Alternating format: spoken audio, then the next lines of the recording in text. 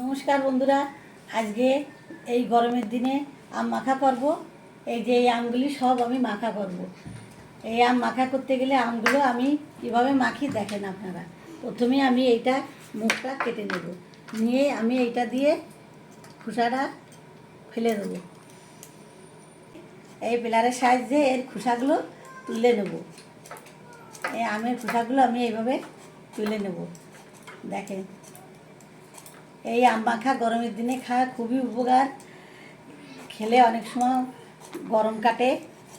কীভাবে মাখি দেখেন। আমগুলি আমি সব পিলারের সাহায্যে খোসা ছাড়িয়ে নিয়েছি।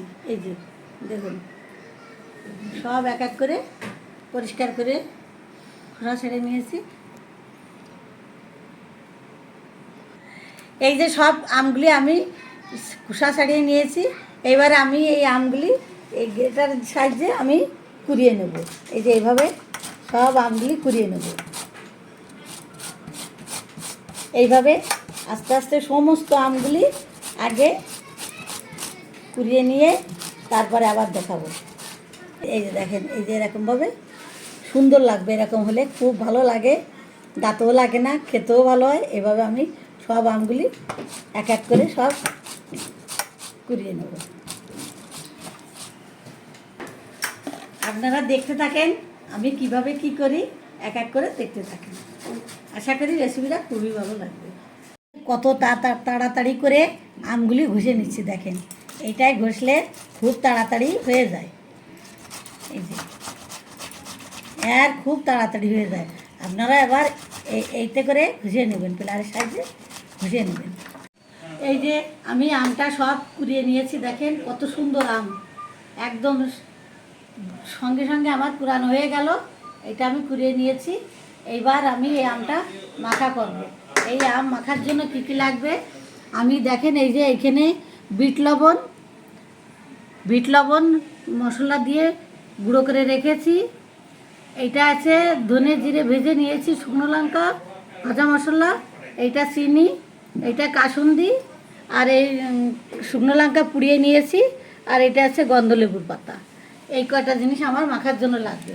এখন আমি এটা মাখা করব। প্রথমে আমি এই বিট লবণটা এর ভিতর দিয়ে দিচ্ছি। বিট লবণটা দিয়ে দিলাম। এই যে ভাজা মশলাটা এই যে দিয়ে দিলাম। তারপরে একটু টক মিষ্টি করার জন্য চিনি আমি এর ভিতর দিয়ে দেবো। আপনারা এর থেকে কমও দিতে পারেন, কম দিলেও দিতে পারেন। আমাদের এই আমি একটু খাবো, টক খেতে পারি না, সবাই কম খায় টক, এই জন্য আমি একটু চিনি দিয়ে দেবো। আর এই যে গন্ধলেবুর পাতা, এই পাতাগুলি আমি ছিঁড়ে এর ভিতর দিয়ে দেবো।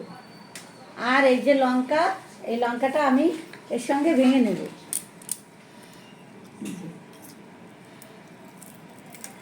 এই লঙ্কাটা আমি ভেঙে মেখে নেব।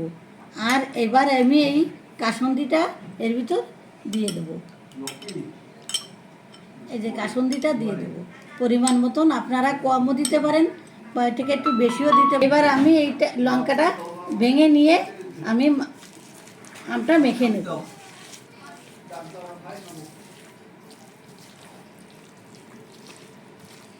খুব সুন্দর একটা ফ্লেভার বের হচ্ছে।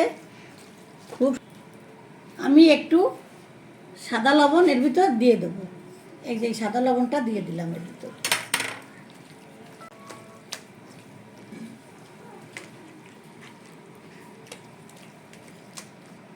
এই যে আম মাখাটা আমার হয়ে গেল।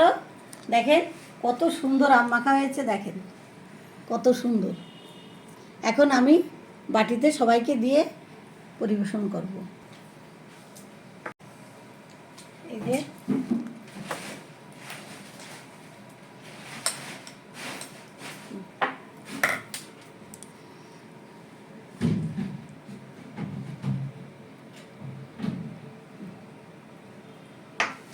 দারুণ টেস্টি হয়েছে। দেখেন কত সুন্দর হয়ে গেল একমাত্র।